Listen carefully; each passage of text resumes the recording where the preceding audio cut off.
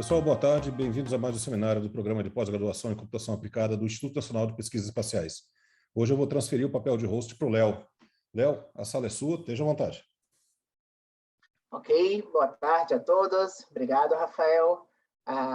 Não sei se é de praxe, mas eu queria pedir para as pessoas que estão acompanhando aqui, se puderem abrir a câmera só um pouquinho. Estou vendo vários que foram meus alunos aqui. O Carlos, Rubens, beleza? Depois a gente pode até tirar uma foto, deixar guardado. Tá? Então, hoje, 7 de abril de 2022, quinta-feira, no nosso programa regular de seminários da CAP, às 14h03, vamos dar início a mais um seminário. Acho que esse é o terceiro seminário desse ano. Hoje, o primeiro seminário proferido por um aluno. Então, o Giovanni Guarnieri Soares fez o mestrado, né, acabou de defender aí com a gente, e já loucamente ingressou no doutorado e vai contar um pouco da pesquisa aqui para vocês. Então, Giovanni, a palavra é sua, você tem por volta de 40 minutos, e legal ver todos vocês aqui, sejam bem-vindos. Relembro da importância de dar um oi no chat com o seu nome e sua instituição, principalmente para os que são da CAP, para a contabilização da presença, mas também para os que não são, para a gente conhecer quem está acompanhando o seminário ao vivo aqui com a gente. Bom, Giovanni, é contigo. Eu vou compartilhar minha tela aqui e vocês Legal. me avisam se deu tudo certo. Sim. Certinho?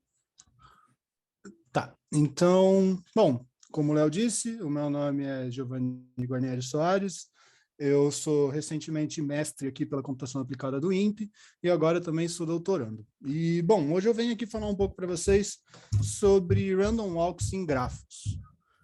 E eu vou começar passando no índice aqui.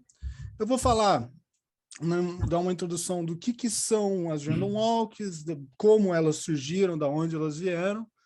E aí disso eu vou falar sobre o caminhar do bêbado, que também é um outro nome que a gente dá para esse processo chamado random walk. Disso eu vou falar de dois tipos diferentes, que são em uma dimensão e em duas dimensões, e vou falar também das distribuições que acabam surgindo quando a gente faz esse tipo de caminhada aleatória dentro de algum espaço. Eu vou falar também sobre difusão e vou fazer essa ligação de como as random walks têm essa semelhança com o processo difusivo, que a gente conhece já da física, da matemática, e vou fazer a comparação matemática direta entre um e outro. Então, aí eu vou partir para onde realmente é o que eu trabalho e vou falar sobre random walks em grafos. E para isso vocês precisam primeiro saber o que são grafos, eu vou explicar um pouco o que é um grafo. Vou passar um exemplo de um grafo que modela uma rede que existe, e aí eu vou fazer uma random walk num grafo de grade, porque ele vai lembrar um pouco o que eu vou mostrar antes para vocês, e vou fazer uma simulação nesse mesmo grafo real que eu mostrei anteriormente, mostrar os resultados, e aí eu vou concluir tudo e mostrar as minhas principais referências. Então, começando já pela introdução, o que são essas random walks que eu tanto falei ali já? As random walks são um processo aleatório, um processo estocástico, em que ela envolve principalmente da gente andar. Então, seria dar um passo onde a direção é decidida com uma certa aleatoriedade. Então, o que seria isso? Imagina uma partícula que você tem num espaço em uma dimensão. O que você pode fazer? Você pode ir para a esquerda e você pode ir para a direita. Você também pode fazer um outro tipo de regra e fazer com que ela fique parada no mesmo local também e contar isso como sendo um passo. E aí depende de você, de como que você quer fazer essas regras funcionarem. E como eu disse, dá para fazer parte de espaços diferentes. Eu posso colocar ela para andar num espaço unidimensional ou até andar num espaço bidimensional, onde eu vou ter aquele plano cartesiano todo, onde minha partícula vai ficar andando por aí. Eu vou mostrar mais para frente, vocês vão entender melhor. E um outro tipo de espaço, dizendo assim, seria o espaço do grafo, onde eu vou andar com essa minha partícula por entre os nós, guiando pelas arestas. Então, essas são as random walks. E como é que foi que elas surgiram? Bom, a primeira citação de random walks que aparece é numa pergunta da Nature, em que o Carl Pearson faz procurando ajuda em como resolver esse problema do random walk de um ponto que pode andar numa direção qualquer, aleatória, em seguida de passos. É bem interessante porque ele pede realmente ajuda nesse artigo em como resolver isso. E, bom, hoje em dia a gente tem várias soluções para isso, é um problema muito conhecido e um problema muito utilizado em outros tipos em outras áreas da ciência também. Esse aqui é realmente a primeira citação, é um print dela que eu tirei da revista. E, bom, vamos passar direto para a solução do que seria esse caminhar do bêbado. Então, como é que funciona esse caminhar do bêbado? Em uma dimensão, eu vou para a esquerda ou eu vou para a direita. Essas foram as regras que eu coloquei. Aqui, a gente tem 7 caminhares do bêbado diferentes, para vários tipos de traço, indo do 0 até o 6. Então, para uma análise rápida aqui, o que está acontecendo? Todos eles partem do 0, e aí todos eles saem para andar aleatoriamente por aí. Eles foram feitos em jeitos diferentes, então eles não interagem de jeito algum um com o outro, eles só vão andando pelo espaço.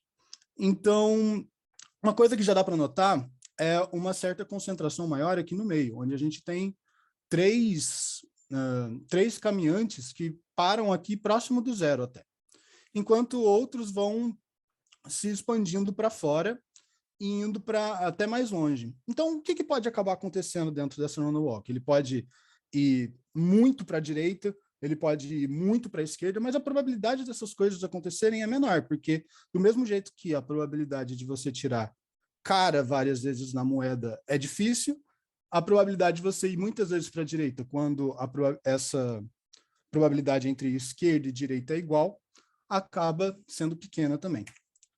Então, indo de passo a passo, fazendo essa random walk crescer, como é que ficaria essa distribuição? Então, com 0 passos ela é pequena e aí vai crescendo, e é interessante notar como para passos ímpares ele sempre para em lugares ímpares e para passos pares ele sempre vai parando em lugares pares. Então aí eu tenho uma random walk que vai crescendo e eu vou fazendo várias dessas random walks e vendo aonde eles vão parando e pegando essa proporção, e dá para ver que a média é sempre próxima ali do 0. Ou bem 0 mesmo. Até para quando eu vou tendo walks muito maiores. Aqui eu tenho uma walk pequena, uma walk eu acho que aqui eu chego até 39 passos só, mas quando eu faço uma walk bem maior, eu acabo parando em lugares mais longe, mas essa média ela continua sendo no 0.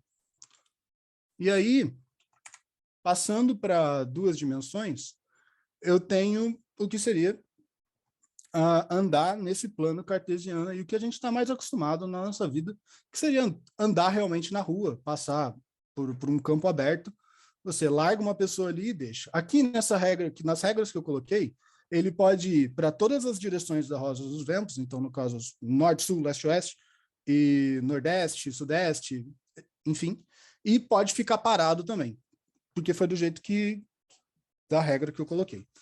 E, bom, dá para ver o quão aleatória realmente é essa caminhada, o quanto ele vai andando e vai fazendo vários loops diferentes e parando em vários lugares. Aqui formam várias caixinhas de que ele fica indo e voltando. Não dá para saber realmente por onde ele repetiu ou não, porque está tudo dentro da mesma cor, mas dá para ver ele andando muito bem.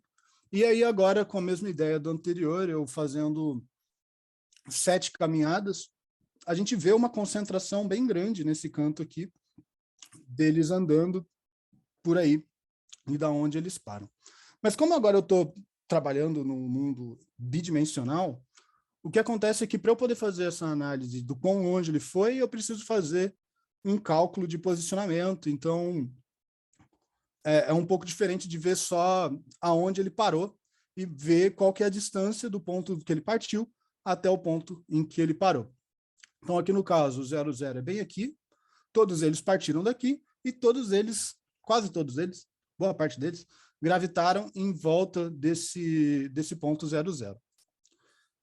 E aí, quando você calcula uma distribuição dessa distância, da onde eles vão parar, e eu faço isso para muitos, acho que eram 10 a sexta caminhantes, alguma coisa assim, a maior probabilidade deles pararem é realmente próxima do zero, mesmo tendo uma caminhada aleatória muito grande, uma caminhada aleatória de, acho que eram 10 a 5 passos, eu ainda paro muito próximo ali do zero, nunca vou muito longe da origem em que ele partiu.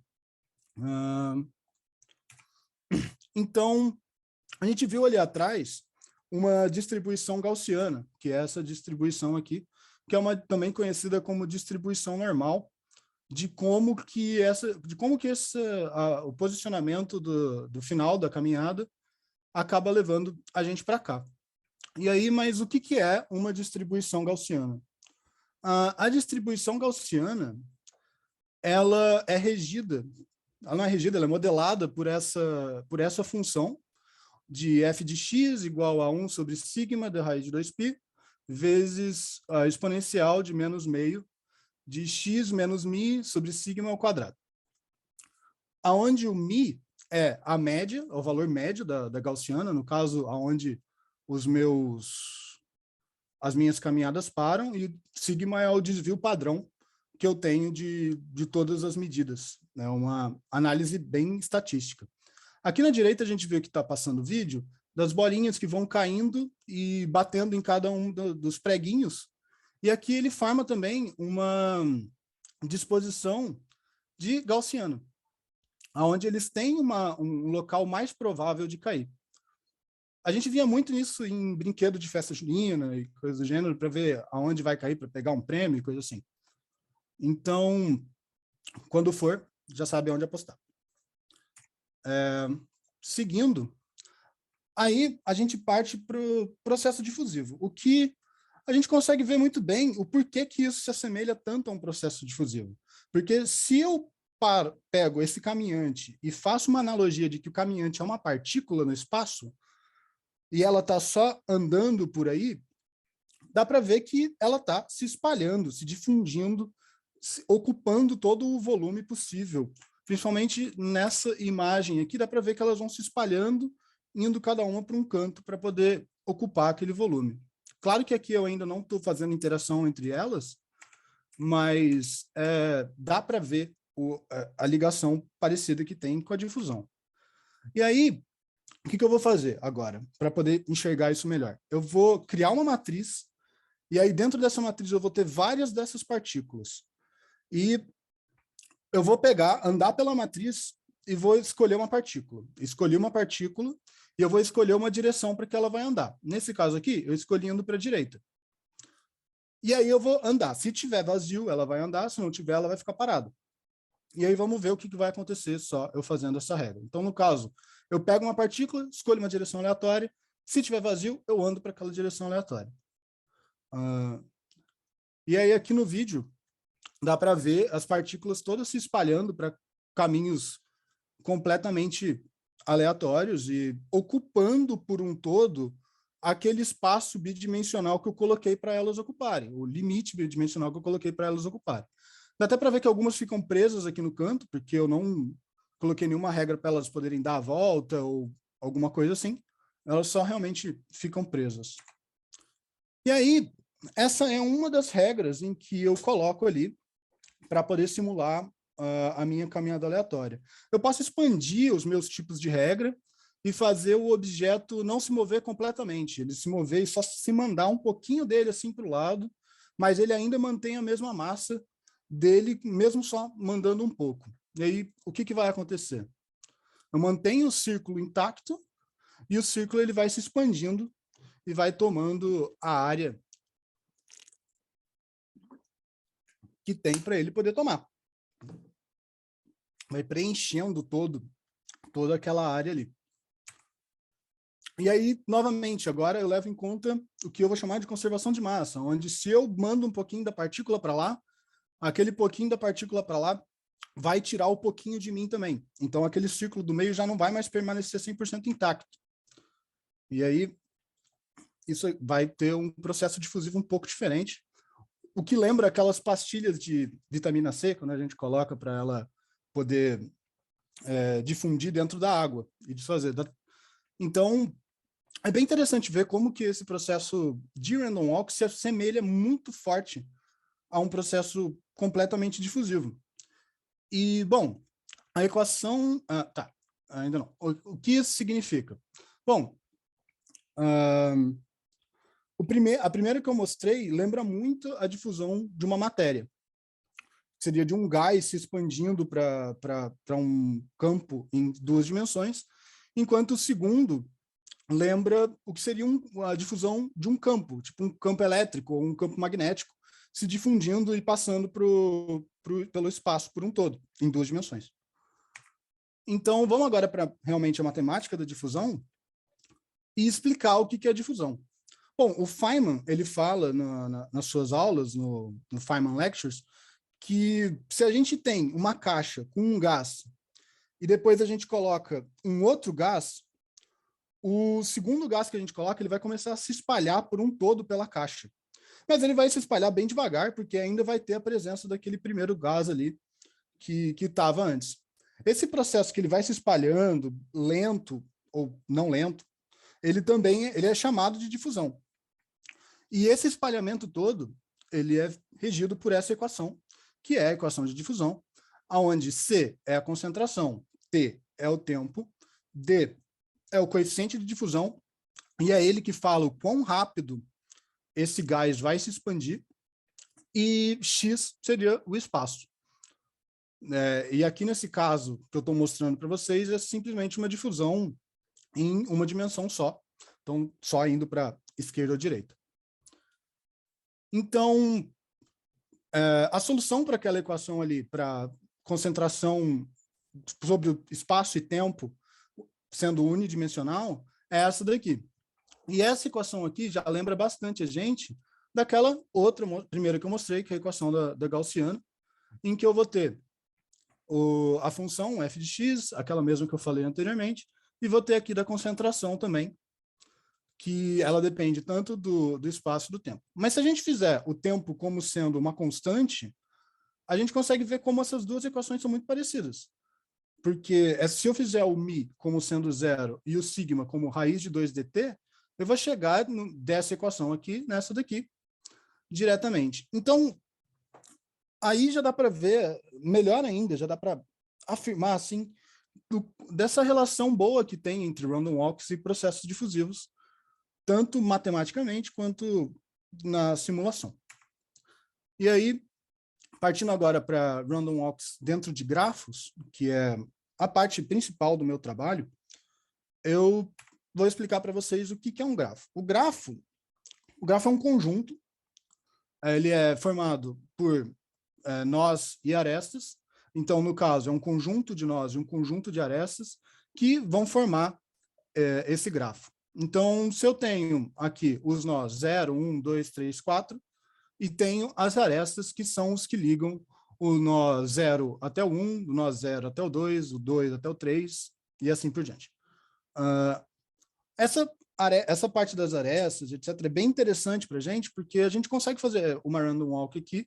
Se a gente largar, por exemplo, um caminhante aqui no 0, ele vai poder ir tanto para o 2 quanto para o 1, e depois ir do 1 para o 2, ou então voltar para o 0. Dá para ver, assim, como que ele vai poder caminhar pela rede, pelo grafo. Bom, e disso a gente consegue tirar dos grafos, quando a gente analisa algumas métricas, a gente consegue tirar algumas propriedades deles, e uma que eu quero falar aqui agora é a propriedade do grau. Então, o nó 0, ele tem grau 2, pelo fato de ele estar conectado a 2 pessoas, a 2 nós. O grau 1, o nó 1 tem grau 2 também, por estar conectado em 2, então a quantidade de arestas que chegam nele, nesse caso, é o grau dele. Então, indo um pouco mais para frente, a gente tem o que eu chamo de Clube de Karatê do Zacarias, do Zachary, ou então Zachary's Karate Club. Ele é uma rede real, e esses nós aqui, cada um deles representa uma pessoa do clube de karatê, e as arestas representam a amizade entre essas pessoas. O nó 0 é o nó do sensei, do clube de karatê, e o nó 33 é o administrador desse clube do Karatê. Ah, mas por que tá falando isso? Você vai ver mais para frente o porquê e por que isso é interessante. Mas esse é um tipo de coisa que os grafos conseguem fazer o modelo, uma rede social ou uma rede relação entre proteínas na biologia, uma rede de computadores e todo esse tipo de coisa é onde os grafos conseguem entrar e fazer modelos matemáticos e ajudar a gente na análise de várias coisas que podem surgir vindo dessas métricas que eu falei anteriormente. Então, agora, para a gente se assemelhar um pouco àquele random walk da matriz, eu vou apresentar para vocês o que seria o LETS, que é um grafo de grade, e as conexões aqui, dá para ver que aqui nesses da ponta, eles têm um grau de 2, esses aqui da borda tem o grau 3, e os do meio tem o grau 4. Opa! Por que eu estou mostrando isso aqui? Porque dentro desse grafo eu já fiz uma caminhada aleatória. Eu fiz uma caminhada aleatória muito grande, de 10 a 8ª passos, enquanto nesse grafo aqui tem mais ou menos... Não, tem exatamente 400 nós, se não me engano.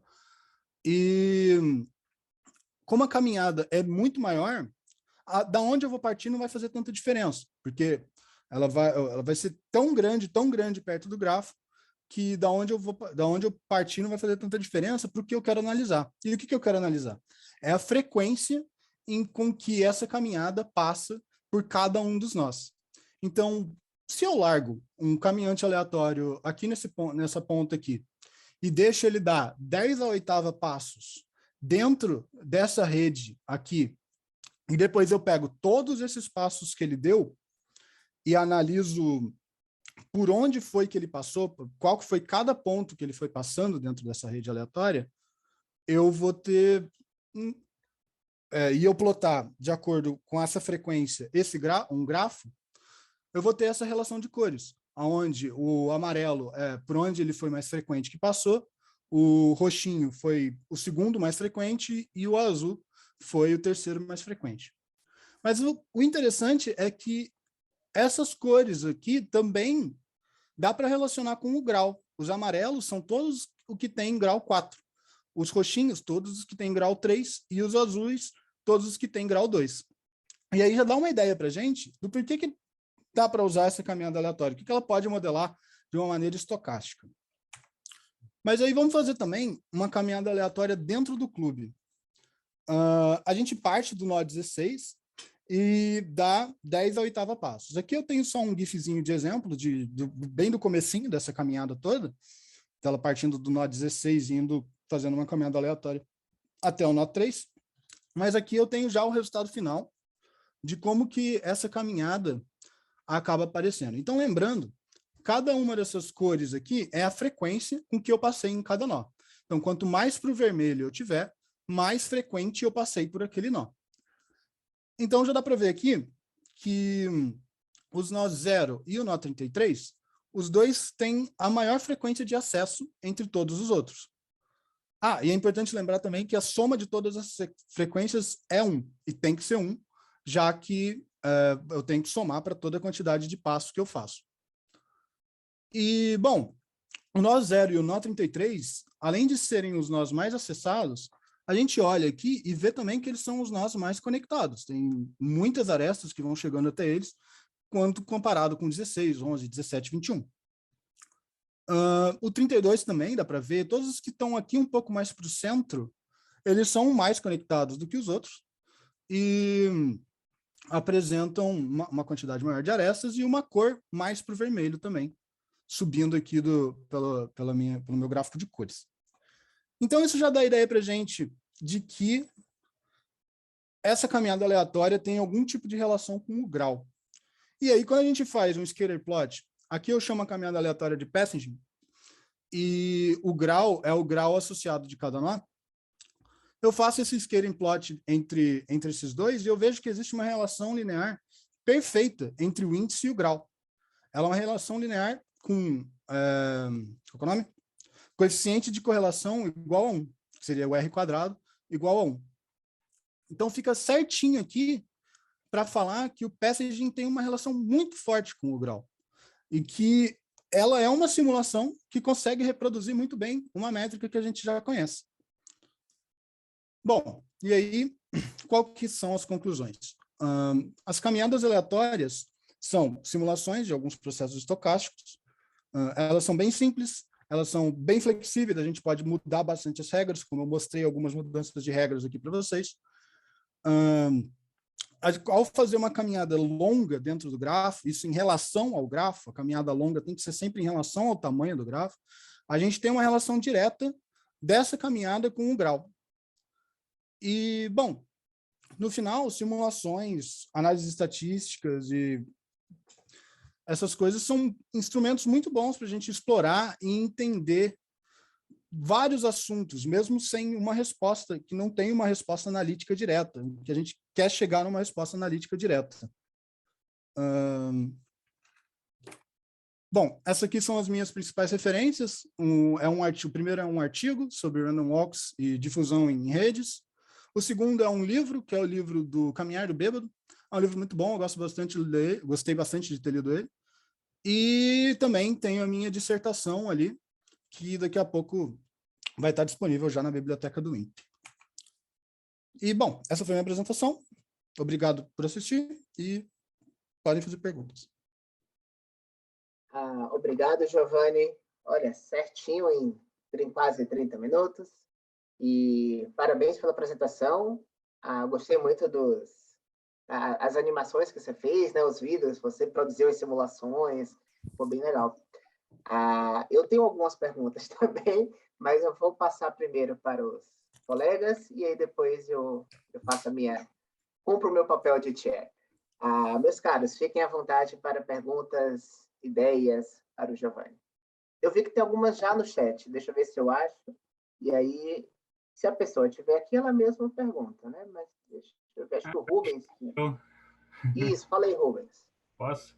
É o seguinte, eu vi a tua parte inicial ali que tinha aquela caminhada aleatória 2D. Eu fiquei pensando, tem alguma relação do desvio padrão que você tinha, por exemplo, do 1D ali, com o número de direções que você fez? Por exemplo, você disse que fez com direção norte, sul, leste, oeste, né? Tinha também parado e também tinha sudeste, sudoeste e etc. Se tu colocasse mais, esse desvio padrão que você teria seria maior, menor? O que controla esse desvio padrão? Cara, boa pergunta. Eu nunca parei para analisar realmente essa parte do desvio padrão. E eu vou fazer para poder ver como que o desvio padrão altera com a regra em si, sabe?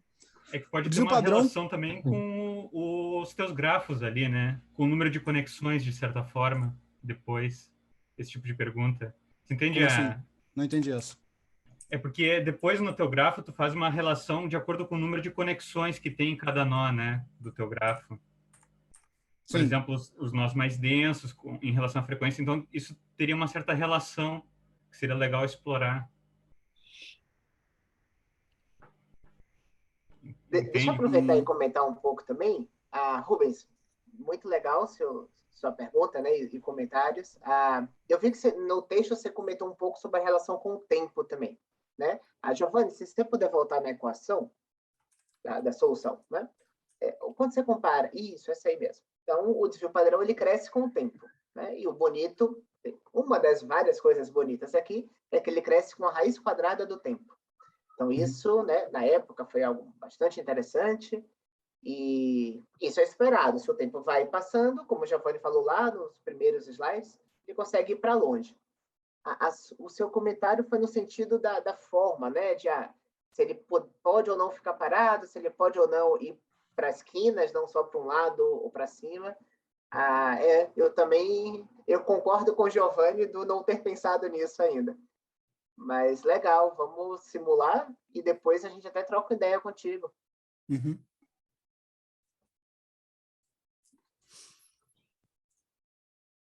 Posso fazer uma pergunta também? Fala, Lamosa. Então, boa tarde, pessoal. Giovanni, uma coisa que eu fiquei assim pensando, eu tô divagando, né, vendo coisas futuras. Você tem vários caminhos que você segue, né? E você não tem interação de informação entre esses caminhos, né? Eu vejo muito que isso poderia ser um passo de um algoritmo evolutivo, né? Por exemplo, qual é deixar a aleatoriedade, o que ela melhora, por exemplo, de um algoritmo evolutivo, né? Se você trocar essa informação e conseguisse evoluir para algum padrão que você queira, né? Você já pensou nesse sentido? Para um algoritmo evolutivo em específico, eu acho que eu nunca cheguei a pensar em algo. O máximo que eu fui assim que o que eu vou fazer agora no meu doutorado, por sinal, é ir atrás das self-avoiding walks, que são aquelas que elas não passam no mesmo caminho que elas já passaram. Mas ir atrás de algum algoritmo evolutivo pensando nisso, não, nunca cheguei, e também nunca nem cheguei a pesquisar sobre isso, que é uma boa ideia também. Vou anotar mais uma aqui. Mais no sentido assim, né? Por exemplo, eu vejo um algoritmo genético, um ant colony, algum tipo de algoritmo evolutivo, ele tenha essa segunda parte, né, que não teria aleatoriedade, que é a troca de informação para poder chegar num objetivo, né, de uma otimização Sim. de alguma coisa. Então, para mim, pareceu muito próximo essas duas técnicas, né? Eu só não entendi assim a finalidade, né? Eu deixo caminhos aleatórios também para tentar otimizar, tentar buscar algum ponto ou só representar um comportamento, né? Essa que foi a minha, por isso a pergunta, né? Daniel, isso está parecendo um pouco do que se falou com os algoritmos de colônia de formigas, que elas ficam andando também, mas elas vão depositando feromônio, então elas vão reforçando, né, caminhos específicos por causa do sucesso de uma métrica qualquer. Claro que isso é uma coisa a biologia, né, como a gente vê, outra coisa é a implementação. Mas nós já tivemos pesquisas em algoritmos evolutivos baseados em biologia. Então, mais uma coisa para eu jogar para o Giovanni estudar. Tá certo, obrigado. O bêbado vai andando e vai deixando, né, uns copinhos de cerveja ali para quem for passando ali. É o incentivo do feromônio. Eu posso fazer uma dúvida? Posso tirar uma dúvida? Nesse conceito no momento que você falou, por exemplo, do tocar em uma caixa, né? Dependendo, pode se espalhar rápido ou devagar. Existe algum, assim, seria conceito de velocidade, onde em determinada interação a partícula se moveria uma distância maior ou menor, em vez de um ponto se mover dois? Então, isso é uma das regras que dá, sim, para a gente poder adicionar dentro do trabalho. Fazer partículas diferentes com velocidades diferentes e partículas diferentes até que seguem regras diferentes mesmo dentro da própria caixa. Aqui onde eu fiz, eu nunca cheguei a explorar por esse lado ainda não. Foram só todas com a mesma velocidade, sempre andando de quadradinho em quadradinho. Mas o que se vê bastante nisso é mais na parte, talvez, de dinâmica molecular, onde aí já começa a ficar muito mais complexo do que realmente uma random walk, mas no meu caso aqui eu ainda não cheguei a explorar isso, e como eu trabalho mais com redes, eu acho que não sei se eu chegaria realmente a implementar algo desse gênero.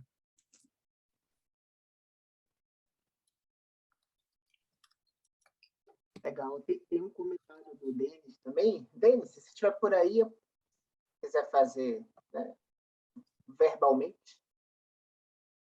Eu só fiz um comentário que eu lembrei das aulas de Reinforcement Learning, né? Onde você tem uma aleatoriedade, mas você sempre tem um objetivo, e esse objetivo é regido por políticas, né? Você tem penalidades de acordo com o seu caminhar. Talvez seja alguma coisa desse tipo que o Lamotte tinha comentado, de algoritmo evolutivo. Não sei se tem a ver com o que eu estou falando, mas lembrou, assim, essa questão do caminhar aleatório. Aí quando a gente faz algumas caminhadas aleatórias dentro de grafo, geralmente tem um objetivo, que é o objetivo de chegar de um nó até um outro, ou então, às vezes, até encontrar um menor caminho. Existe muito artigo dentro dessa área de como fazer essas caminhadas aleatórias dentro de grafo, mas a grande maioria, ela explora mais, das que eu vi, claro, explora mais esse lado de realmente só fazer a random walk. Então, seria uma random walk sem regras, uma random walk com uma memória, com 2 memórias, com 3 memórias, ou então uma random walk que se evita por um completo e não passa nunca num outro nó. Mas com aprendizado, assim, eu acho que eu nunca cheguei a ver, mas eu também nunca cheguei a procurar ativamente por isso. Ah, entendi. Mais a parte matemática da coisa, né? Mas... Uhum. Giovanni, deixa eu te pedir, volta naquele videozinho das bolas caindo, por favor. Opa, passei. Aqui. Isso, tá. Então, nesse caso, eu lembro que lá no início, acho que no slide anterior, você comentou que os seus caminhantes andam, você mostrou todo mundo no mesmo plot, mas eles andam independentemente, não tem problema um se chocar com o outro. Uhum. Aqui nesse vídeo, as bolas interagem. Sim. Você acha que isso impacta? Não, é uma pergunta sincera mesmo. Eu sou o orientador do Giovanni, mas estou também tentando entender as coisas. Se você soltasse uma bolinha de cada vez, você teria um resultado que eu acho que ia dar a mesma coisa. Aqui você está soltando várias bolinhas, então elas colidem. Né? Isso tem alguma relevância? Você acha que muda alguma coisa? Bom, como elas ficam mais concentradas ali no centro, e as que elas vão colidir mais ali no centro, eu acho que é possível que mude algo, sim. De que uma caia um pouquinho mais para a direita, um pouquinho mais para a esquerda, porque ela colidiu com alguma por perto. Não sei, seria uma simulação interessante de fazer, sinceramente. Pensando em... E aí, eu achei que eu tinha entendido, e quando vi esse exemplo, me veio a dúvida de novo. Nesse caso, são várias bolinhas juntas. Ok. No caso anterior, é uma partícula do... Volta, por favor, um slide. Isso, pode ser esse. É o seguinte. O que tem um histograma. Isso. Tá. Aí é para uma partícula que andou muito. É isso? Não, são muitas partículas que andaram muito. Tá. Você já combinou. Ok. Se fosse uma partícula que andou muito, ela provavelmente não estaria com a média no 0. Tão bonitinha assim, né? Tá. Lembra o Luciano Huck, acho que tinha um quadro desse, que caíam as bolas. Não sei se ele levou com ele para o Faustão /Huck, ou se ficou com o Marcos Mion, enfim. Quem conhece entendeu o que eu estou falando.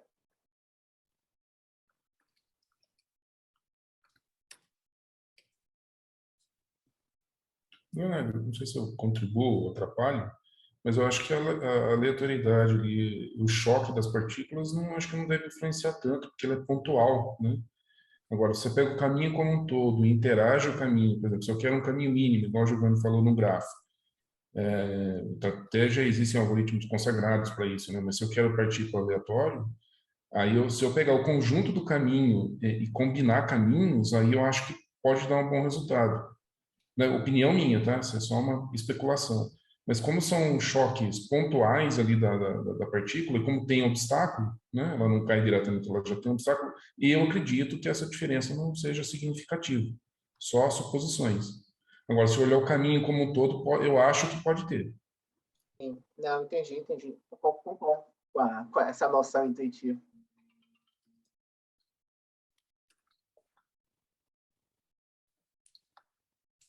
A gente ainda tem tempo para perguntas. Deixa eu só lembrar para quem não registrou a presença, que, por favor, faça.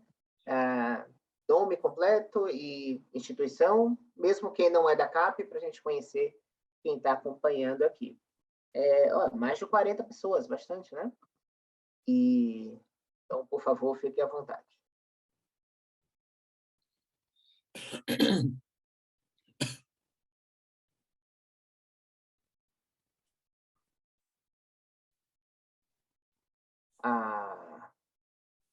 Deixa eu ver quem tá aqui. Oi. Léo, Carlos Renato. Opa, e aí, Carlos? tudo bem? Tudo bem. Deixa eu fazer uma pergunta para o Giovanni. Muito bacana seu trabalho, viu, Giovanni?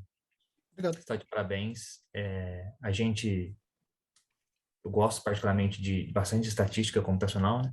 E eu queria perguntar para você, esse aí foi seu trabalho de mestrado, né? Foi uma parte dele, sim. Uma parte dele, tá. E você está no doutorado agora? Isso. E quais são os planos agora? Você vai seguir a mesma linha? Você pretende fazer o quê? Então, Prosseguir? agora a ideia é seguir na linha dessa exploração de random walks, só que com outros tipos de regra dentro do grafo. Então, buscar self-avoiding walks, buscar walks com memória de 1 ou 2, tudo isso dentro de grafos muito maiores do que esse, claro, grafos muito maiores mesmo.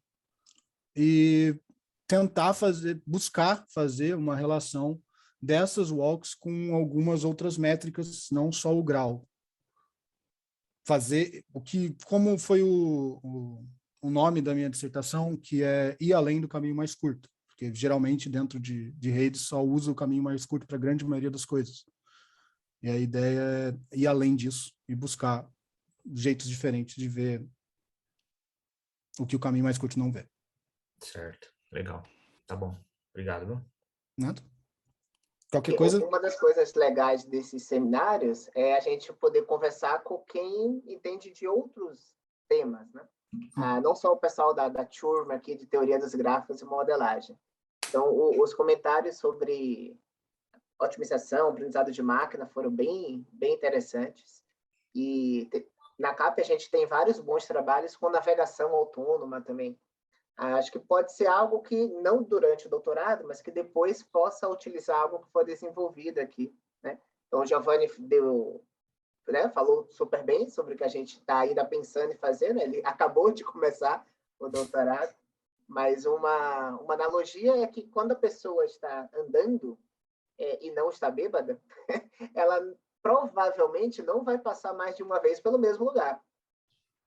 Então, essa caminhada aleatória a gente pode modelar para alguns casos reais de outra forma, né? Não tão aleatória assim. Ainda aleatória, mas com mais regras. Então, isso pode ser usado em com várias aplicações distintas.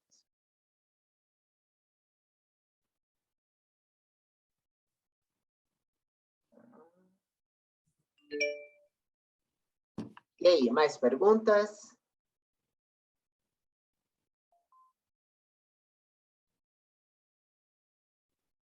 A gente tem na CAP uma disciplina de estatística computacional, como o Carlos comentou ali, e está corrente, né? Agora somos 3 professores, eu, o Reinaldo e o Valdivino. Vou aproveitar para fazer propaganda da disciplina.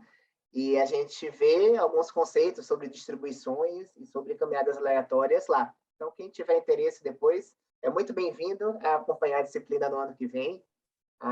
E depois, quem tiver interesse pode entrar em contato comigo. As aulas são gravadas, os vídeos são públicos no YouTube. Quem tiver interesse é só entrar em contato. Tá? Vijay, ia comentar alguma coisa? Eu ia só falar sobre... Não, agradeço aí você...